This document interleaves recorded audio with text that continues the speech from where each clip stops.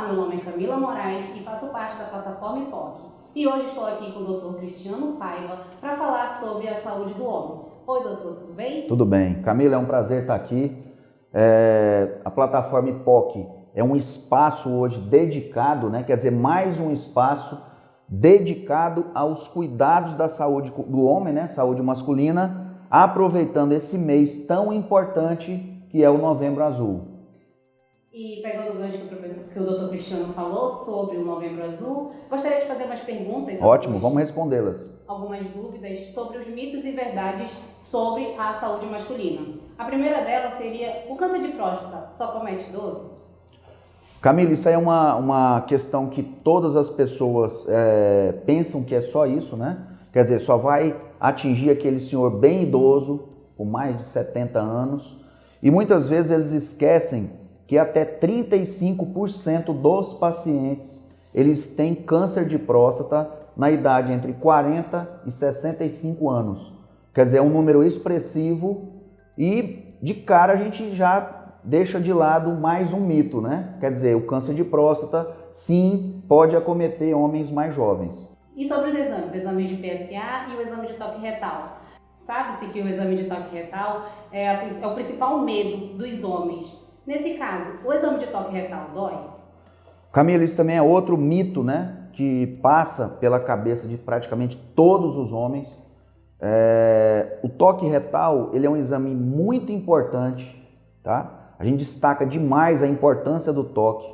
Existe o exame do PSA, que é dosado no sangue, mas ele não é perfeito. Então, o homem que realmente quer fazer a coisa certa, ele tem que fazer o toque e tem que fazer o PSA com o objetivo de realmente dar o diagnóstico. Mas respondendo objetivamente a sua pergunta, o exame de toque ele é incômodo, mas ele não é doloroso. E é um exame rápido. Pra você ter uma ideia, ele dura em média de 10 a 15 segundos. Então é extremamente rápido. Tem uma vantagem, é um exame que quando você termina, você já informa o paciente o resultado. Olha, parabéns, o seu toque foi normal e a sua próstata está muito boa, vá para casa tranquilo e o ano que vem eu vou querer vê-lo novamente. Outra dúvida também, que eu tenho certeza que muitos homens têm, é sobre realizar o exame de PSA, e esse exame de PSA dá baixo, e não precisar fazer o exame de toque retal. Isso é verdade? Não, é mais um mito. Como eu falei para você, o exame de PSA, ele revolucionou o diagnóstico do câncer de próstata. Porém, ele falha em até 30%.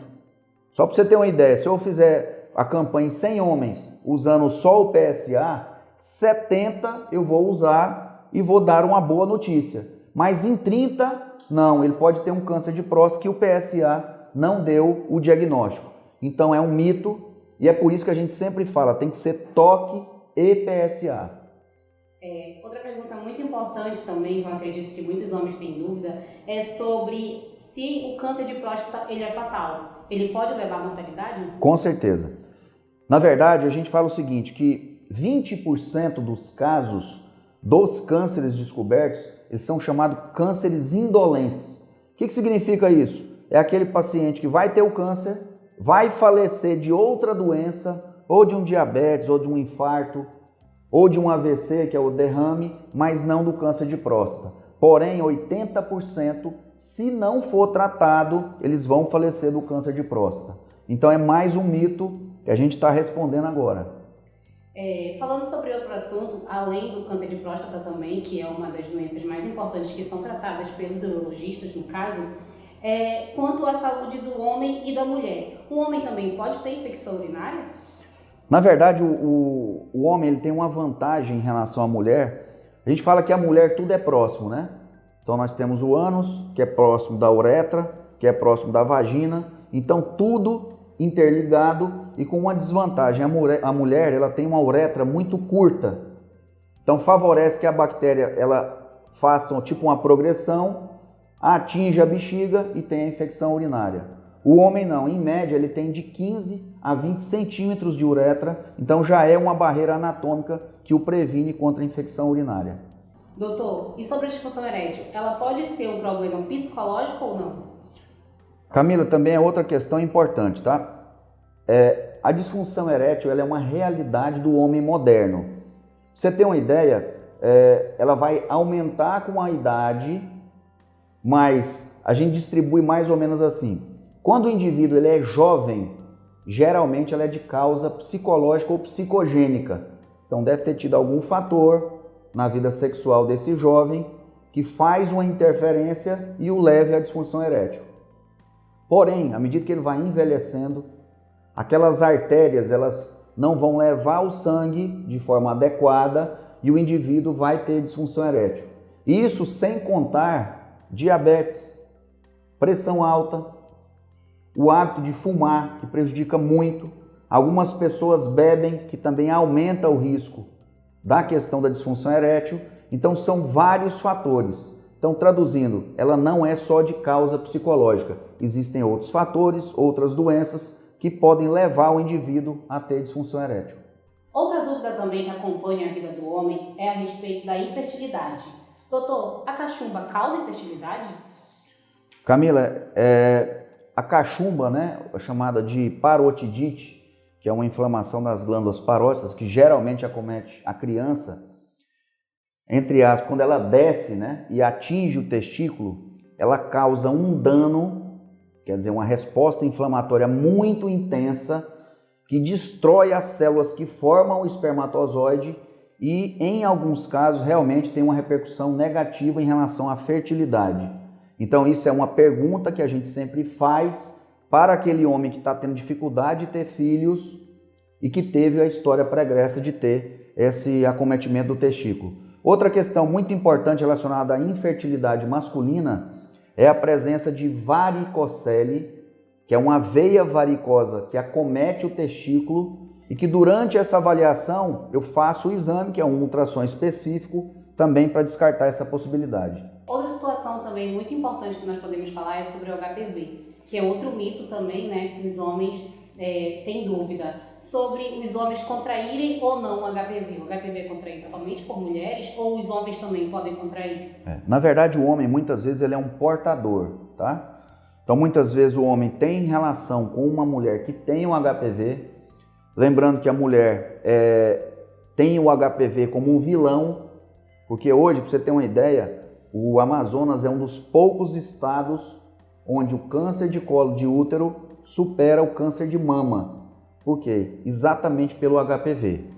Então, tanto o homem quanto a mulher, eles têm não só chance de ter o HPV, como a mulher tem, pelo HPV, chance maior de ter câncer de colo de útero, e o homem, principalmente o homem que não fez a cirurgia de fimose, ele tem chance de ter câncer de pênis. Então vai aí a dica. Doutor Cristiano, sobre as feridas que aparecem e logo desaparecem no pênis do homem, elas podem ser consideradas importantes para que o homem procure ajuda ou não?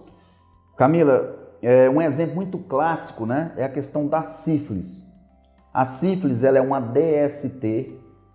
Hoje, felizmente, ela diminuiu muito a sua incidência, mas ainda existe, tá? E é por isso que a gente sempre recomenda o uso do preservativo. Mas ela é um exemplo daquela lesão que aparece, muitas vezes o indivíduo ou vai no farmacêutico, na farmácia, no balcão de farmácia, ou ele fala com um amigo, ou ele tem um antibiótico guardado na gaveta, toma, essa doença, ela regride, quer dizer, aquela lesão, ela retrai e muitas vezes se torna uma sífilis secundária ou terciária que vai ter um prejuízo muito grande para a saúde do homem. Outra questão também muito importante é, se o indivíduo tem uma lesão no pênis que não desaparece, que ela é indolor, e quando ele começa a examinar a virilha, tem algum nódulo, que é um gânglio, então essa ferida ela tem que ser avaliada por um urologista ou um dermatologista, que ele pode até ter um câncer de pênis. Só para você ter uma noção da gravidade que uma dessas feridas pode levar na saúde do homem. Falando também sobre os fatores de risco, como você já havia falado, sobre o ato de fumar. Fumar causa câncer?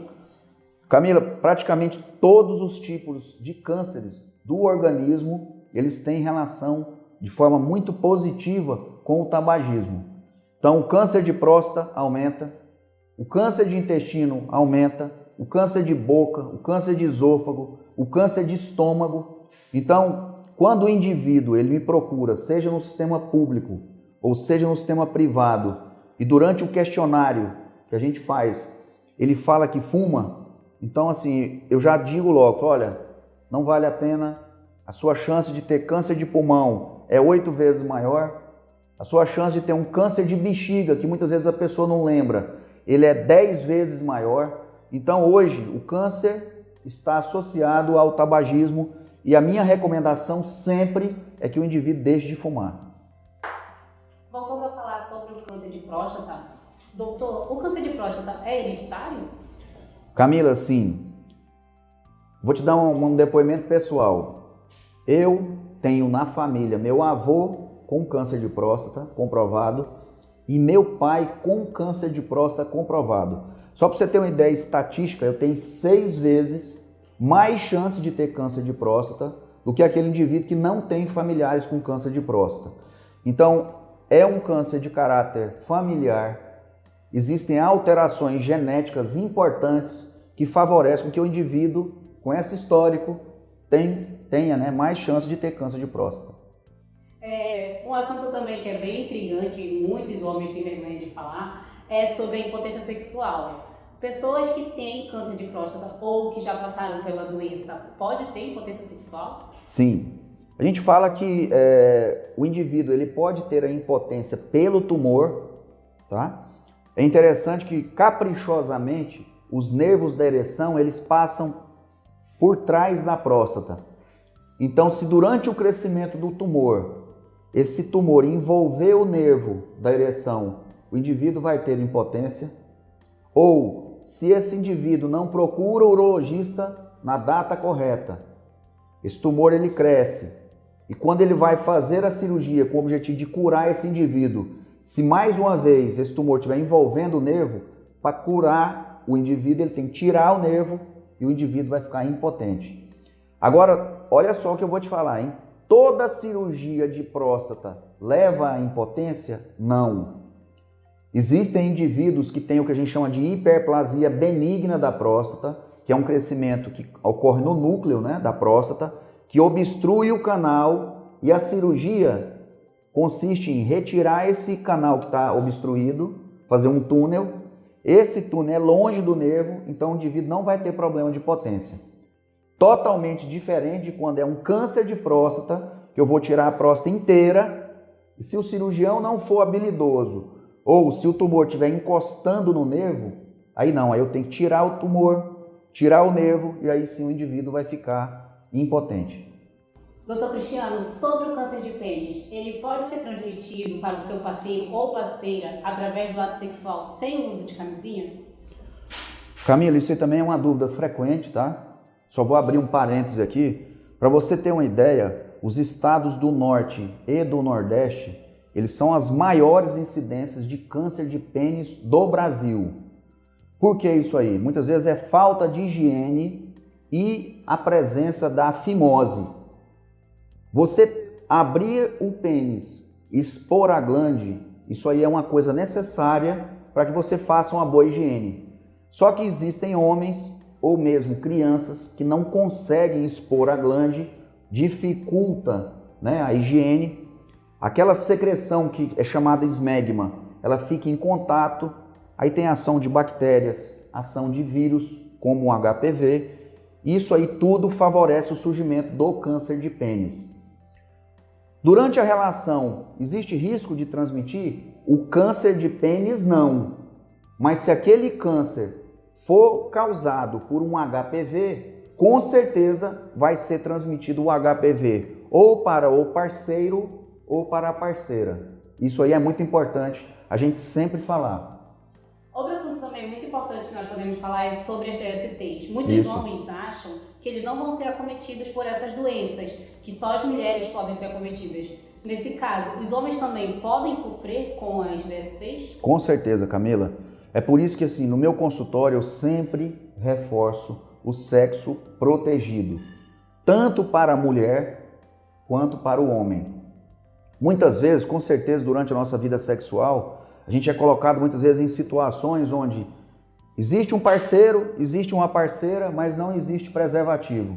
Aí eu falo, não faça, que vai dar problema, seja para o homem, seja para a mulher ou seja para ambos, né? Então hoje é muito fácil você adquirir uma uretrite, uma sífilis ou mesmo um HPV, o herpes, que hoje é muito comum. Pra você ter uma ideia, hoje aproximadamente 70 a 80% da população ela tem o vírus do herpes e também do HPV nos tecidos genitais.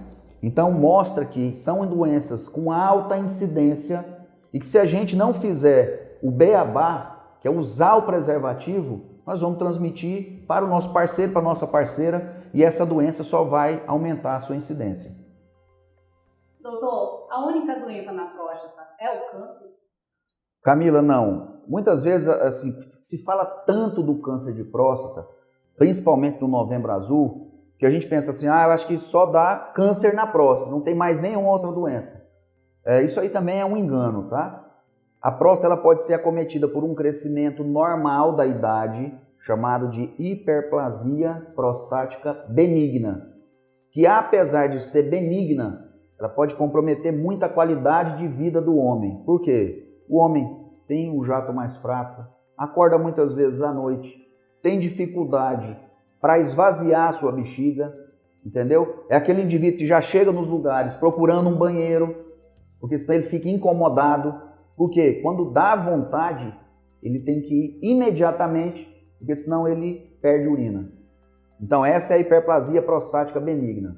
Uma outra condição que tem aumentado, principalmente para aqueles homens que fazem sexo sem preservativo, são as prostatites. O que é isso? É uma inflamação da próstata que geralmente é por bactérias. Uma delas é a clamídia e também é causa de uretrite.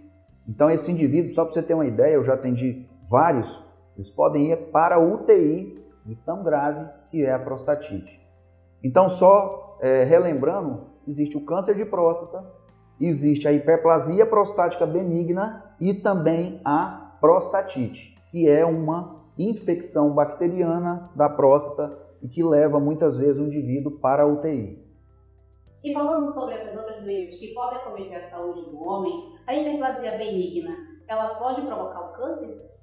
Camila, isso aí muitas vezes passa pela cabeça do homem, né? Ou mesmo das suas parceiras, que muitas vezes acompanham esses homens nas consultas. Não, são duas doenças completamente distintas. Existe o câncer de próstata, que geralmente ele dá por fora da próstata, ou na casca da próstata, e existe a hiperplasia prostática benigna, que acomete o núcleo da próstata. Então é por isso que geralmente o câncer não dá sintomas, porque ele é fora, e a hiperplasia dá muito sintoma. Por quê? Porque ela cresce, comprime o canal, e aí ele vai ter jato fraco, ele vai ter dificuldade para esvaziar a sua bexiga, ele vai acordar várias vezes à noite. Então essa é a diferença. Então são patologias distintas que podem acometer o homem. Outro assunto também muito importante é falar sobre o câncer de testículo. Esse câncer ele só acomete os homens mais velhos ou também os adolescentes, os homens de 15, 20 anos podem contrair a doença? Esse é um câncer especial, tá? O câncer de testículo, ao contrário do que todo mundo pensa, ele é o câncer do jovem. Então, só para você ter uma ideia em termos de faixa etária, o pico de incidência é aos 25 anos, mas ele acomete principalmente dos 15 aos 35 anos. Então, hoje o câncer de testículo, apesar de raro, ele é uma realidade. Existe uma forma muito simples de se prevenir o câncer de testículo. É da mesma forma que a mulher com o corpo ensaboado debaixo do chuveiro, ela examina o seio, né? Ela faz o autoexame. No testículo é a mesma coisa. Ele vai com o órgão genital ensaboado, ele vai deslizar os dedos sobre os testículos e vai palpar a existência de nódulos. Então, aquele indivíduo que fez o exame, palpou o testículo e identificou o nódulo, ele tem que procurar o urologista, que ele pode ter câncer de testículo. Doutor, e para encerrar o nosso papo, eu gostaria de saber se o câncer de próstata ele tem sintoma ou não tem sintoma? Camila, eu acho que essa pergunta ela resume o objetivo do Novembro Azul, tá? Como a gente já falou um pouquinho antes, o câncer de próstata, inicialmente, ele não tem sintomas. O indivíduo urina bem, ele não acorda à noite, ele tem a função sexual, que é a potência, também normal. Então, na cabeça do indivíduo, tá tudo ok. Só que lá por fora da próstata já existe um nódulo que está crescendo, e que esse indivíduo tem a oportunidade de estar ouvindo o que a gente está falando. É a esposa que aconselha em que ele vá no urologista, mas ele não vai. Então o que vai acontecer? Esse nódulo, inicialmente ele é totalmente curável, ele vai crescer, ele vai começar a comprometer o nervo da potência, ele vai ficar impotente. Ele vai começar a comprimir o canal da urina, ele vai ter problema para urinar. Então todo aquele desfecho que poderia ser muito positivo, ele vai ser negativo a ponto do indivíduo perder a chance de cura. Então, uma das mensagens que eu gostaria de deixar, e é por isso que nós dois estamos aqui, né? E é falar que aproveite o Novembro Azul, faça os seus exames, dose os seus hormônios. Nós não podemos esquecer da andropausa, que é a menopausa do homem, que acomete os homens depois dos 40 anos, né? Aproveite, meça a sua pressão, avalie se o seu diabetes ele está controlado ou se você tem diabetes. Então aproveite o momento e cuide da sua saúde.